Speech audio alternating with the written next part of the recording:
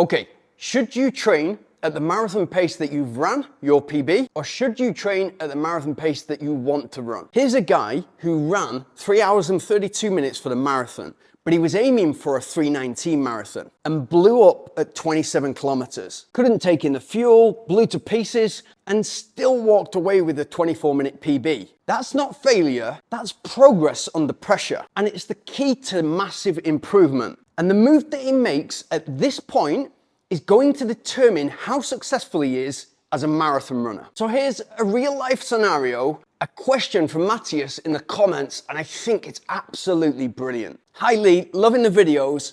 On Sunday, I ran the Copenhagen Marathon in a time of 3 hours 32 minutes. I had a safe chance of going sub 3:30, but decided to put my hat in the ring and try for 3:19 with the chance of blowing up. Around 27 kilometers, my stomach seized up completely and I couldn't for the life of me take on any more fuel. Still, it ended up being a 24-minute PB from my first sub 4 in September last year. Now my next goal is cutting off as much time as possible for that same late September marathon I ran last year. Now, my question is, do I base the training on the marathon pace essentially that he was aiming for, 4:44 per kilometer or 3:19 for the marathon, or do I drop the ego and train with my actual finish time and 5 minutes and 2 per kilometer, that 3:32 marathon? And he's let us know for context there that in the build up to that marathon training, he ran a 10K in 40 minutes and change, which already suggests that he's quicker, way quicker than even that 3:19 marathon. And I love this question. It's absolutely brilliant because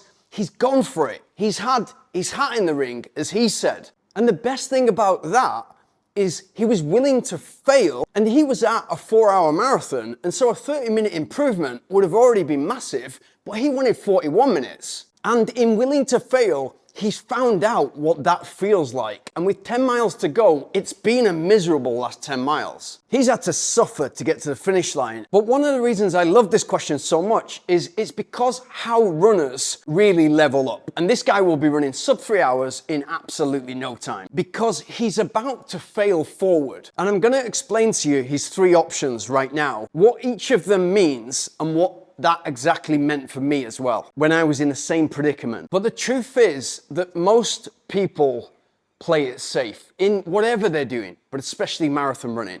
And it's the reason they don't reach their potential. They play it safe because they're scared to fail, because they don't appreciate how much of a part of success failure actually is. And how are you going to push the limits and really go for it and find out what you're capable of if you're not willing to fail? And the old school thinking here would be, you've only done what you've done. So if you've ran a 3-hour 32 marathon, that's what you're capable of, you train to that, and then you move forward. And so they wouldn't be taking in the full picture. And you'll get people who are watching this who will actually get offended when I suggest that this guy should aim higher. Because in my mind, what has happened is you've succeeded for 27K. And then nutrition. So we've got to fix the nutrition problem. We've got to look under the bonnet. What did the training look like? Was this a little bit crazy for you to be aiming at 3:19? I don't think so with your 10K time, but have we put you on the start line confident to execute and run the distance at the pace that you wanted to? Was the body ready to run the entire distance of a marathon at 4:44 per kilometer? And what I think you've done there with that final 15K or 10 miles is you've built character and you've built this fire in the belly, which is going to serve you moving forward for the rest of your running journey. And so you've shown the willingness to fail. You've had your hat in the ring big time and gone for it. And when dealt with that card, that curveball at 27K, the stomach's not operating properly, you've shown who you really are and you've gone for it. And in actual fact, you finished just 2 minutes less than what you previously were aiming for at 3 hours and 32 minutes. So you've got that persistence and that drive. And most importantly, you've got that positivity. And not everybody is like that. Off exactly the same video, 3 30-mile long runs and how they can be adapted for marathon running, I got this comment. Who is this aimed at? I don't know anyone who's treating an ultramarathon as a race. It's a case of getting to the end. The pace is however your body feels in that mile.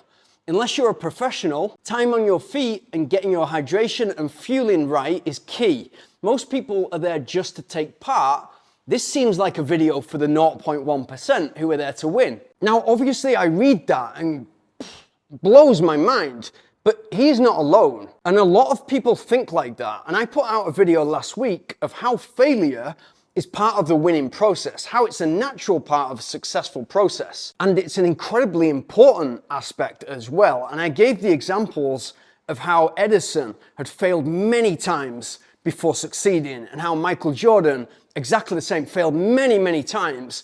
And it was because he was willing to fail that made him succeed so well and become so big. But I got this comment: love the quotes, but what do any of them have to do with marathon running? Inventing a light bulb and basketball playing is a completely different mindset. Comparing Edison and Jordan is like apples and pears. My first marathon distance took over 9 hours due to poor training and preparation. Lots of blisters and walking, and now I have run 3 hours and 2 minutes marathons in my 60s. Does that make me an inspirational genius? Now, first of all, this guy has written on my channel like 15 times that he's run 3:02 at the age of 60. And usually I'd be like, you know, fantastic, I think you're doing brilliant.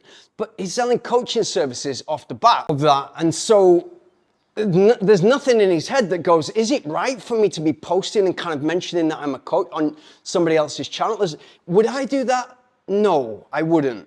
But more startling is that there's no connecting the dots between Michael Jordan and other people that are willing to fail and become the greatest champions of all, and being comfortable with failing at your marathon and running and getting towards your potential. And for me and Matthias, we would just be scrolling the internet, see something, oh, I don't agree with that, I'll watch something else. Oh, I do agree with that, I'll watch that, I'll watch more of that. Now, I get it, or I think I get it. If I put content out on the internet, then that's available for people to view who get it and who don't get it. People who think they can and people who think they can't. In the same way that if I walk into a room of 100 people, there's going to be a percentage of those people that woke up that morning and they think they're going to have a bad day. I'm just at a stage in my life where I want to deal with people like Matthias. And I'm pretty sure that Matthias is searching the internet, he's looking at YouTube videos, he doesn't agree with something, doesn't watch it,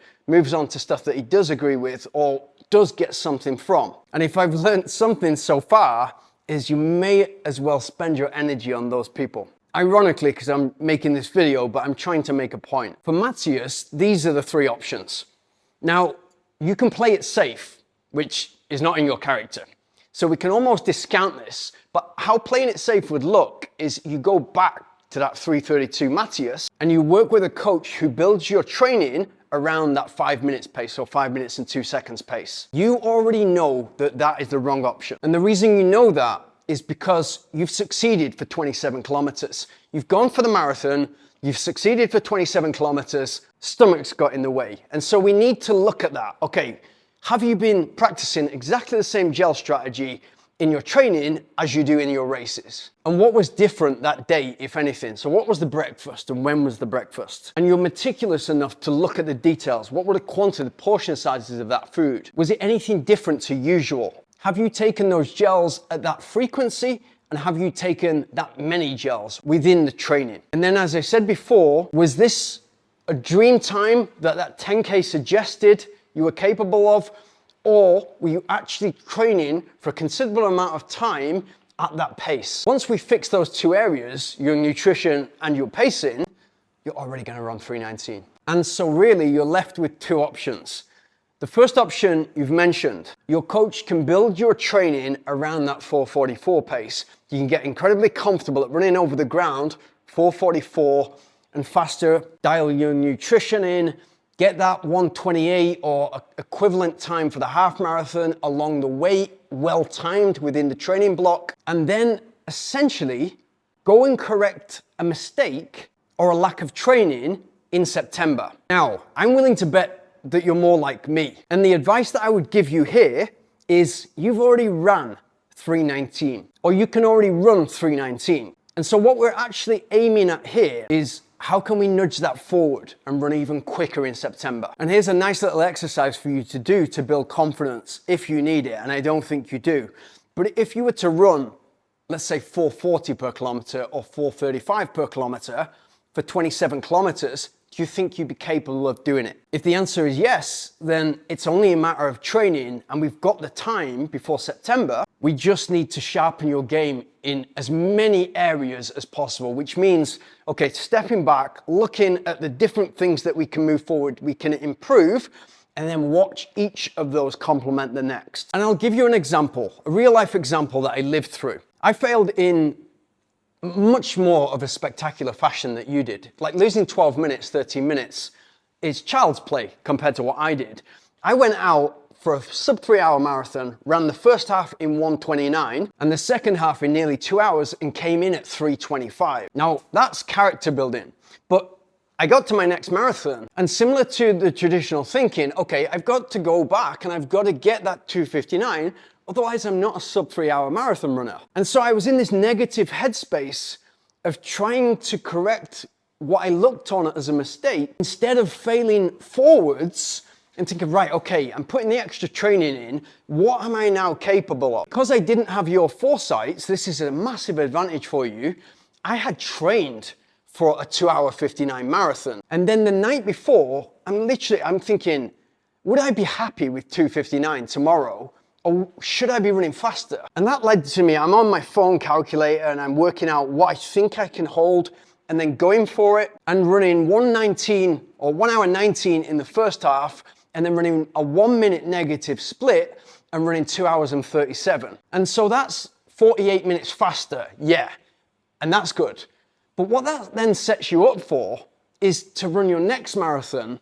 Not just I'm starting at 2:59 and that was ridiculously easy, but I'm confident of running 2 hours and 37. So what is the next target? And the next target for me was 2:24. And so all of a sudden, instead of playing safe and correcting a mistake, I went for it and put myself in touching distance of a 2:20 something marathon, which then put me in a place of I'm now capable of running that 2:20 marathon, which then makes me competitive in the ultra running world and then puts me on the world stage at 100K running and puts me in contention for winning that race. So ignore the keyboard warriors.